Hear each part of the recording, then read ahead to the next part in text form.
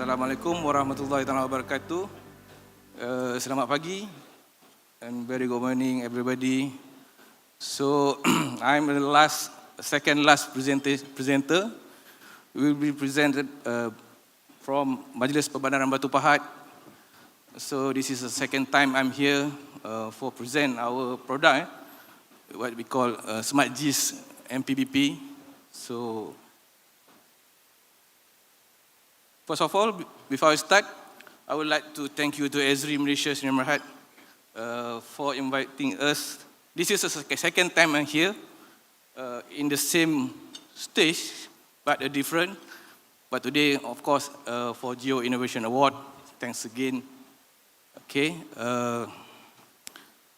And then, before I start my presentation, I would like to introduce our team from Majlis Perbandaran Batu Pahat. We are here in the left room. Here is Tuan Haji Abdul Karim bin Bakar, our Steward Majlis Perbandaran Batu Pahat.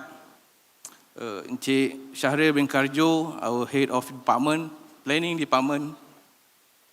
Puan Maslin Ruhaila, our Head of Finance. And the most important person in the back of SmartGIS development is Encik Saiful Akmal bin Adan, our Head of IT Department. Also we call it Abe Cepul. Okay, Abe Cepul. Alright. Okay, my topic is empowering smart city through SmartGIS. Okay, we related this SmartGIS through smart city. Okay, this is our content of my presentation. Is a little bit profile MPBP. Okay, the issue and the challenges, and then also you want to know about GIS roadmap from MPBP, also our data model and juga repository. SmartGIS portal, this is our main product, application and also moving forward. Okay, all right. Okay, I continue my presentation. Okay, this is a little bit profile from MPBP. Maybe everybody is not come from Johor. So we are a part of a district in Johor. We are divided into two in Batu Pahat. We also have Majlis Daerah Yomping, and we are now in Majlis Perbandaran Batu Pahat. Okay, in covered 92,000 hectare, with numbers population is 400. So it's quite challenge with us to manage our data in through GIS in Batu Pahat. Okay, we also have a 75,000 taxpayer, which is we need to manage. Okay. Okay, before we go further, in Batu Pahat, we are currently match our program with a smart city program, which is any development, any planning, we conclude into our smart city initiative. That's why Batu Pahat has come up with Batu Pahat Smart City Framework, where SmartGIS is a part of smart city initiative. Okay, if you look into this component on the smart city program, smart governance. There are two indicators, which is online visit municipal open data, and also open data on city services. That's why we come up with SmartGIS MPBP. Okay, this is our reference. It's not only for GIS purpose and all the development planning and also in Batu Pahat. Okay. Okay. Before we go further, this is an issue and also challenges that we have faced in Batu Pahat. Okay. No internal reference data, no data sharing. So we come up with silo data. What do we have? More than 200 layers that we have. We need to manage all the data. Okay. No interactive dashboard. This is important. So so the public is not accessible to any information or data that we have. So irregular data storage. So much data we keep in each department that we have, and also data updated separately by officers. So we need more officers to manage our data in our organization. Okay, this is a ABBP roadmap. Okay, before we start plan for deploy our planning for GIS, this is we are always update and keep on in my mind where is we are. So we are started in 2015 from spatial data collection, whereas we are start using MapInfo and AutoCAD and so on. This is not integrated, what do you call it, data management. And then since 2019, we have started with CMap. Okay, CMap. This one is a web-based application we developed for intention to share our data to public.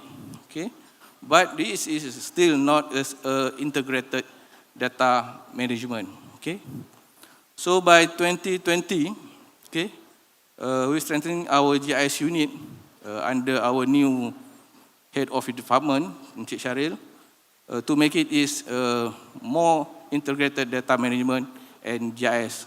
Okay, so in 2020 we evaluate our current GIS project, and then also basic data collection.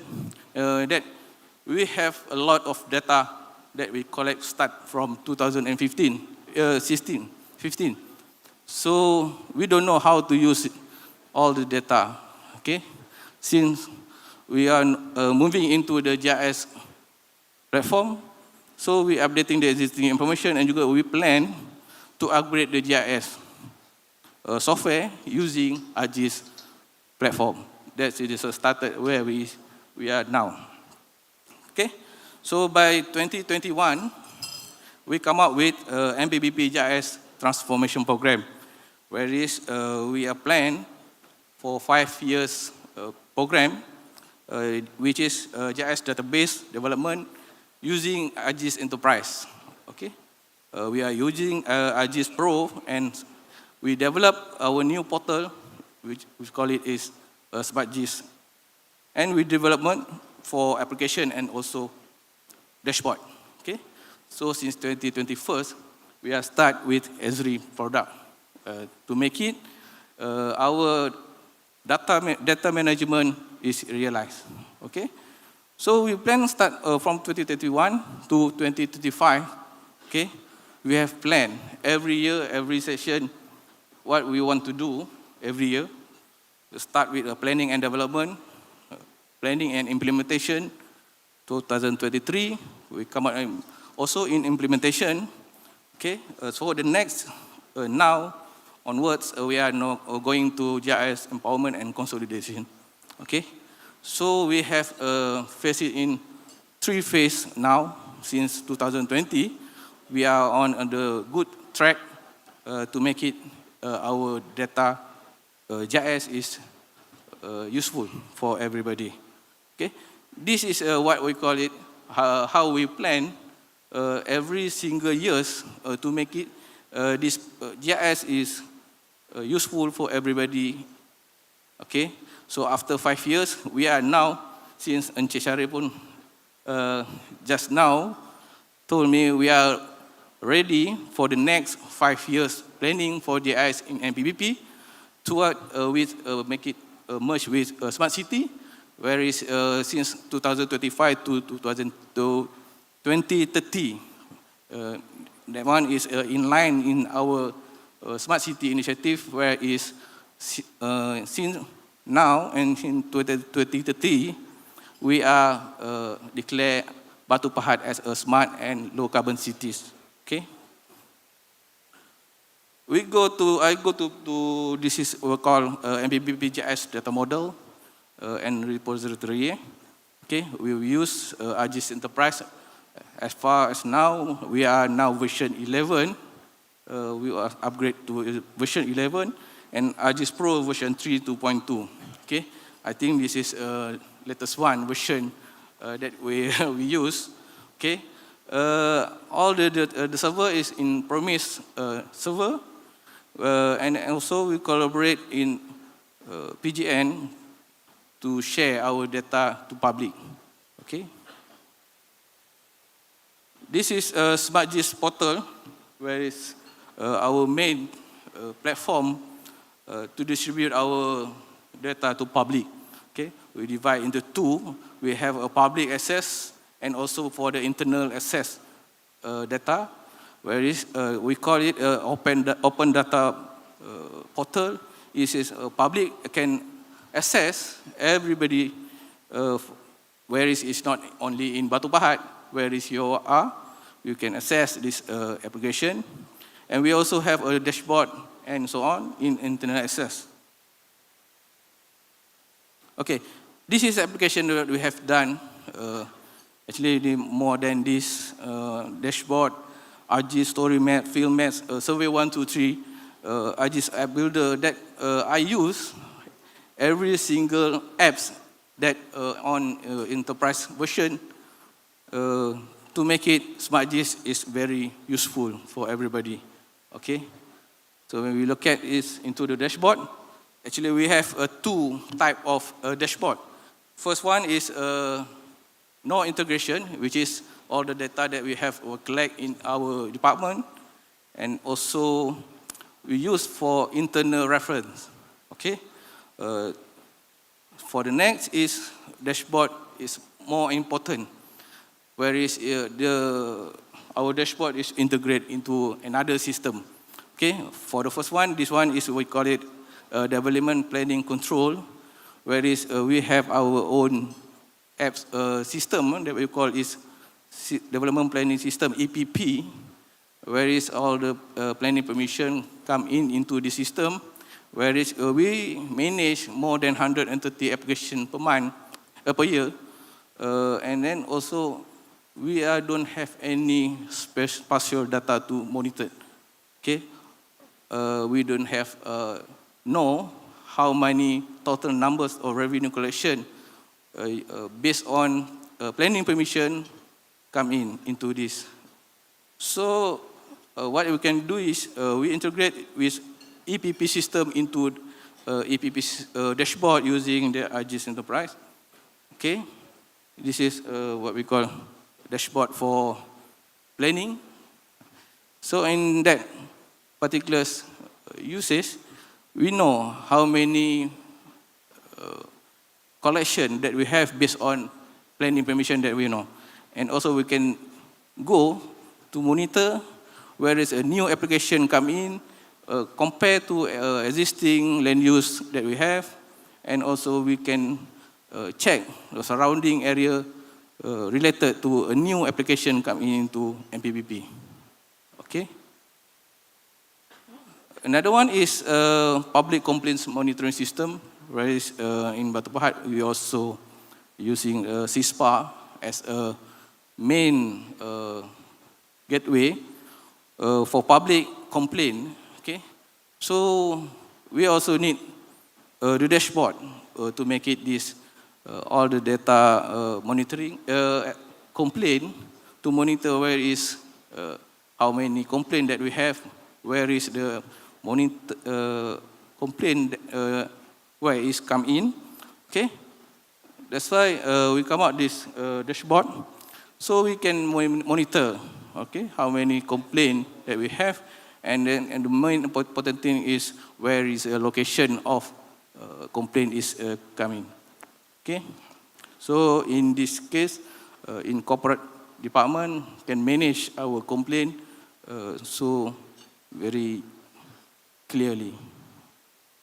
Okay, we go to the tax property and also asset management. As I mentioned just now, is we have 75,000 taxpayer in Batu Pahat, whereas the data was not mapped. It's not. We don't have any special data. That data monitoring also so manually. We use Excel file and download the PDF file to know where is the taxpayer location. Okay. So we integrate into ePBT, what we call ePBT, where all the data on taxpayer there.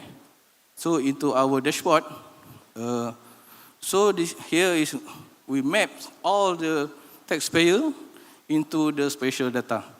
So at the same time, we can monitor all the, where is everybody in Batu Pahat is already paid or not, your taxpayer. So also we can check every single point, location, completely settle your taxpayer bill or not, okay? So, and then we can get numbers of our collection. This is a real-time information for tax collection integrated into the APBT system.